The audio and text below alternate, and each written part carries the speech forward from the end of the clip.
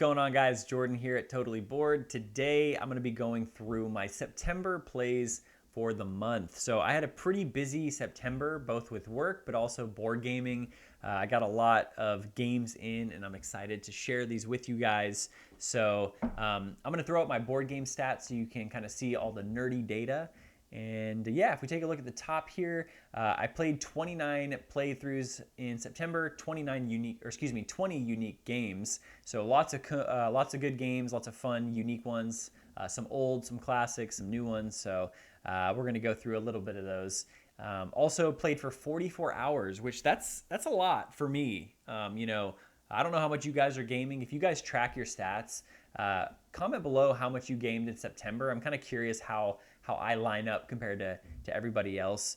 But yeah, 44 hours, that's a lot for me. So I'm hype on that. I'm glad I could get some good gaming in. I got to spend time with a lot of really cool people, meet a lot of new people as well in the past month. So if we take a look at the bottom here, it's going to show my different games that I played. So I'm going to take you guys through kind of the highs and the lows for this month. I won't go through everything, but I just wanted to kind of point out some of the highlights and the lowlights here. Well, I did play Azul for the first time, and Azul is a tile drafting, tile placement type game where you are, you're drafting tiles and you place them on your player board, and then you're trying to fill up your player board the most effectively, I guess you could say. And it was really fun. I think I gave it an 8, and after playing it for the first time, I actually went and bought the Azul Mini to bring on a trip I was going on, and it's super good. I love it a lot. It's something that has essentially infinite replayability, which is always a great thing. The theme and how it looks, I think, is very beautiful. It's pretty accessible. I mean, it's accessible to anyone. It's like the most accessible game, and I like it a lot. Yeah, not too much to say about it. It's not my favorite game of all time, but I really enjoy it, and yeah, enough that I went and bought it like the next day. So yeah, Azul, that was really fun. Next one here, we have Tokyo Highway. Now, this game, okay, so this is a dexterity-based game, and essentially what you're doing is you are trying to build the most intricate highway, basically. You are using a variety of objects, so you have little popsicle stick looking things, which are the streets, and then you have little kind of circular wooden pieces that you can stack up and kind of place your street on those different tiles. I think it's supposed to represent like concrete. You also have objects that you set up in the middle of the table, which are intended to get in your way and block you. But yeah, so you have little tweezers that you can use, and after you build your road, you take the tweezers or just use your finger and you pick up a car and you place the car on the street. You get bonus points for going above someone else's street or under someone else's street and so on. So it leads to this pretty intricate little highway, and the reason kind of where it went wrong was it was my turn. So, obviously I kind of have some PTSD from this, but I knocked over a really good chunk of like the map, like half of it. And we looked up the rules, and basically what happens is if you knock it over, you have to pay that person or persons an amount of resources based on how many pieces you knocked over. Which that alone, that's whatever. It's part of the game. That's fine. But then you're also supposed to set up everything how it was. And that's crazy because at the point in the game, we had been going for quite a while. It was super intricate. We had highways all over the place, weaving in and out from each other. And I knocked over. I had no idea where stuff went. So there was no way I was putting that together. And I tried. But when I tried, I knocked over the remainder part of the map. And so everything was knocked over. And we had to like quit the game. So I felt really bad, but people understood and they were frustrated too because we were like, wait, you just have to like rebuild the whole map after you knock it down.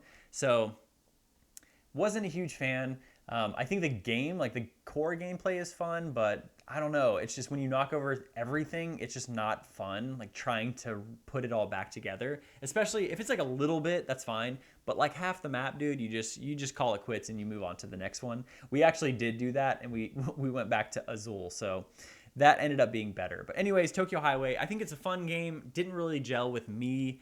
The group said it was okay, but I think they felt kind of the same way.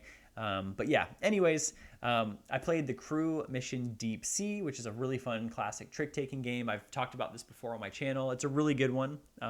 Obviously, it's like top 100, I think, on BGG. for a reason. It's really fun.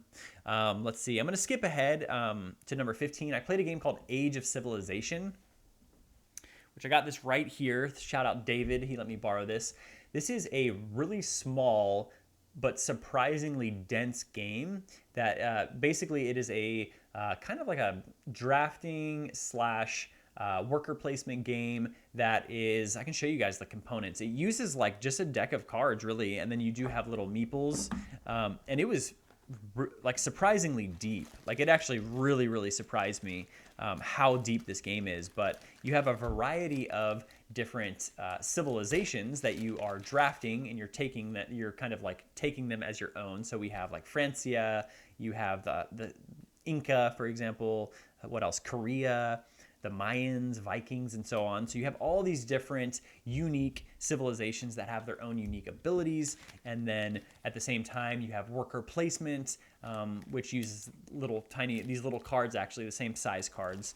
And there's like 10 different worker placement cards, but worker placement cards, but they change every round. So tons of variability. Really surprised me how deep this game is. I got massacred my first game.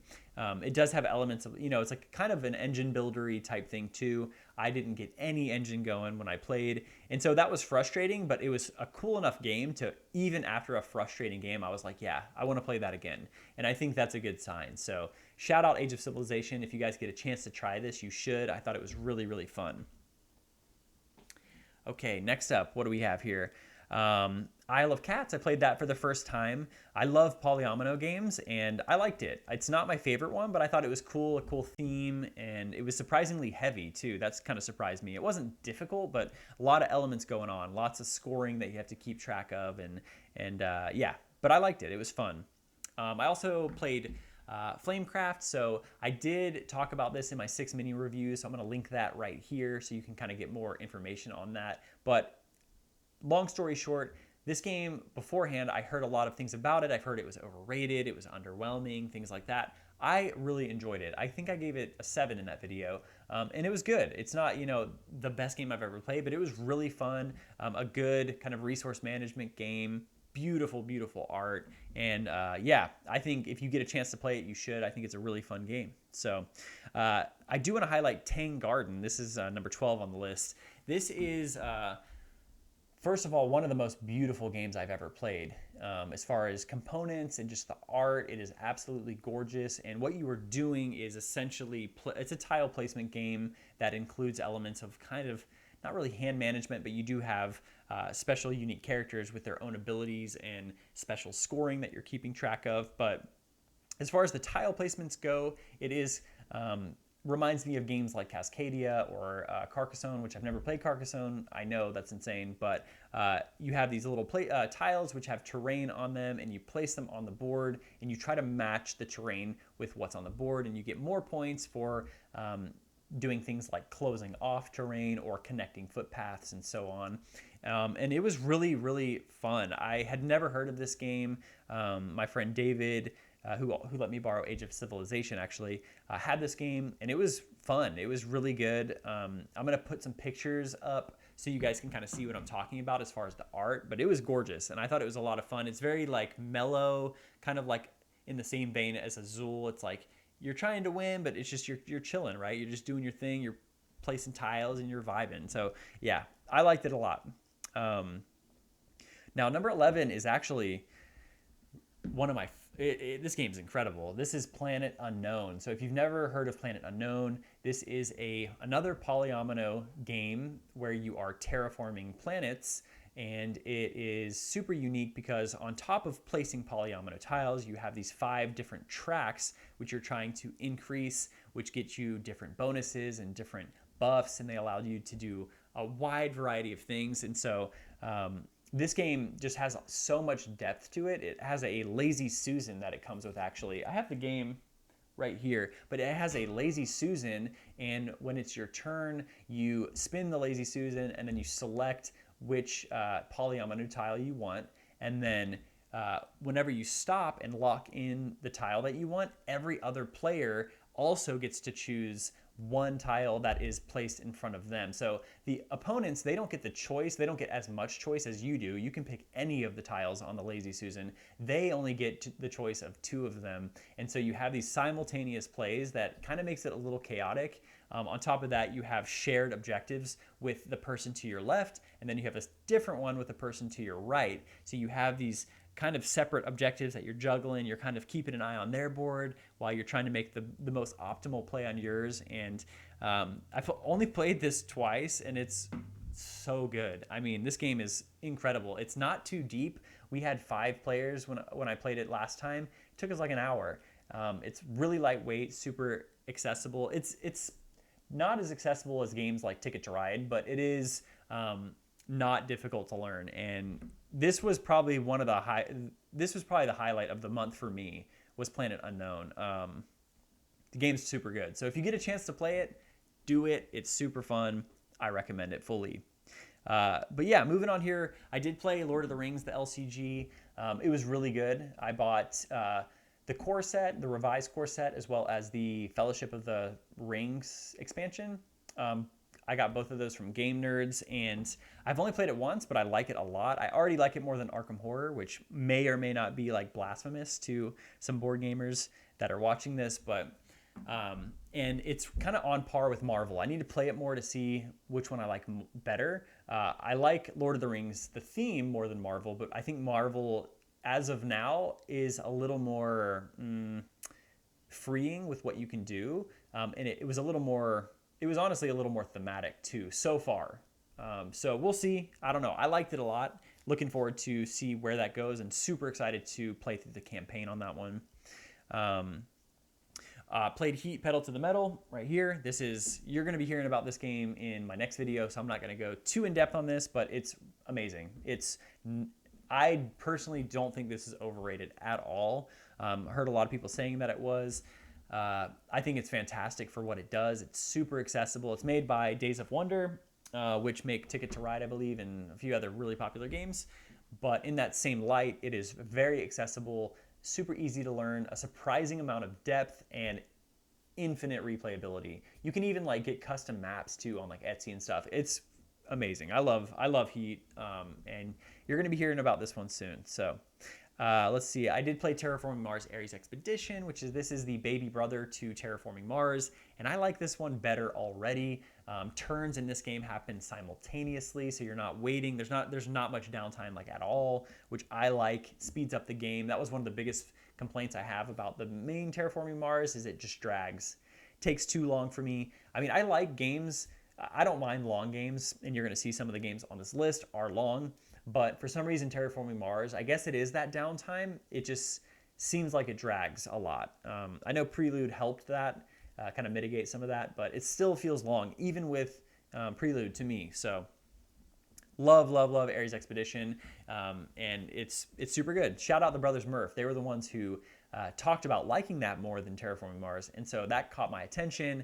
I found it on Facebook for like $20, picked it up, love it. So good.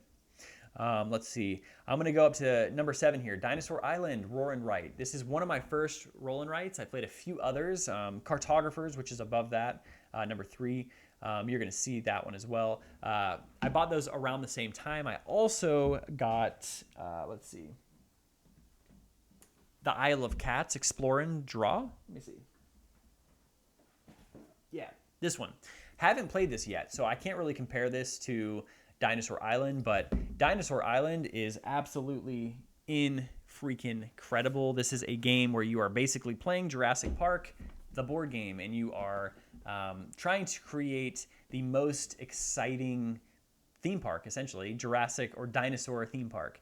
And this game has a ton of depth to it. It actually blew my mind how much depth is in this game. And I'm going to pull out the player sheets. I don't know if you can see them from where my camera's at. I might have to try to zoom in, but I'll show some footage as well so you can see. But you have a whole park here, and you're going to be doing things like collecting DNA, which in turn you can then create dinosaurs, which you add to your park. You're also going to be doing things like creating rides on your park to make it more exciting.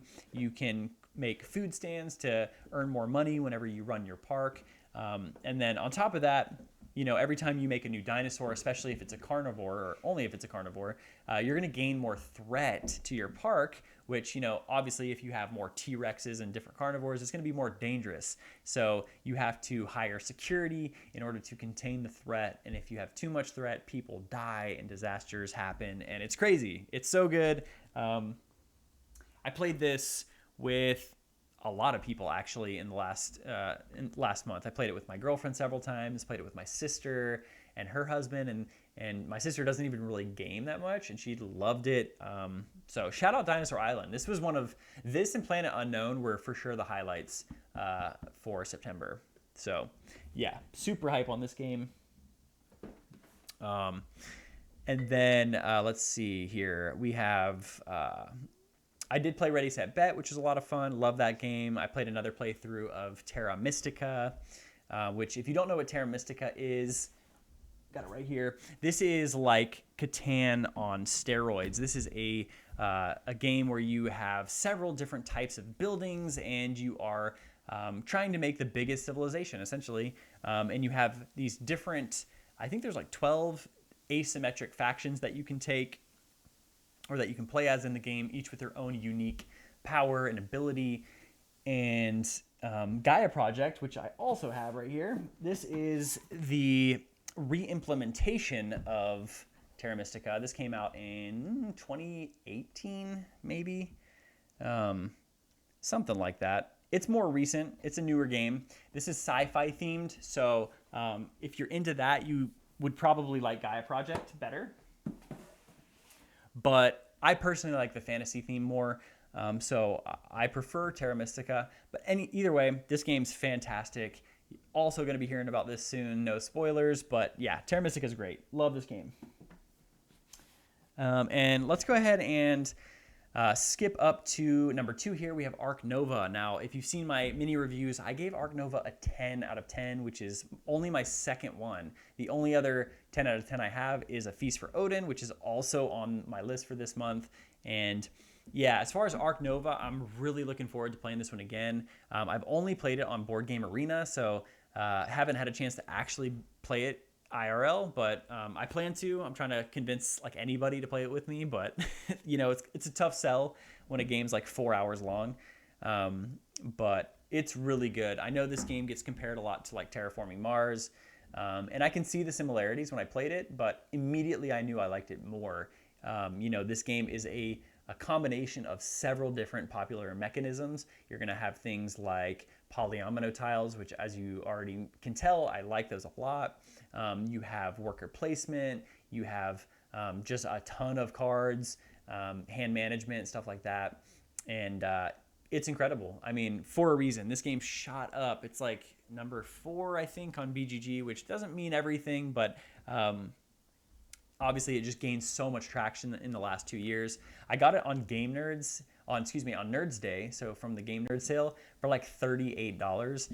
And so retail, I think MSRP is like $75. So crazy deal on it. And it blew me away. I did have high expectations for this. I try not to. I try to go in with a blank slate, but I was hyped for this game, and it paid off. I mean, this game's incredible. So if you haven't tried it, play it on Board Game Arena. See if your local store has a copy you can try out. It's really, really good. I highly recommend it. But the last game that I played, or the one at the top of the list, this is actually sorted by time played, so that's why it's the highest. But this is A Feast for Odin. So this is one of my favorite games of all time. It's incredible. So if you don't know what this is, it is a giant open world saga adventure where you are taking on the role of like a Viking clan, and it is a worker placement game that has over 60 worker placement spots. And basically what you're doing is, you can do anything you want. That's the cool thing about this game. There are so many paths to victory, so many strategies, so many things to do. You can do things like build boats and go sailing and discover new islands. You can go hunting and whaling. You can go pillaging and try to get loot from different places. You can be like a farmer and take care of animals and livestock. It's crazy how much you can do in this game, and it reminds me of when I first played Gloomhaven. That Gloomhaven was my first board game I ever bought, first modern board game, and it immediately like blew me away what you could achieve in a board game. You know, it really felt like a dungeon crawler. It felt like Diablo kind of when I was playing it, and that was crazy to me. It was a trip to see that you could do that in a board game. And A Feast for Odin did that and even took that to another level where it feels like a big like open world video game, like a Viking, like I don't know, Assassin's Creed. You're not killing anything, but well, I guess you kind of are if you're like pillaging. I don't know, but it's fantastic. I love this game. I can't get enough of it, and it's every time I play it, I just want to run it back, and you can't do that unless you're playing with crazy people who want to play like 10 hours a day. But I think that's a good sign as far as when you play a board game and you immediately like can't stop thinking about it or you want to play it again.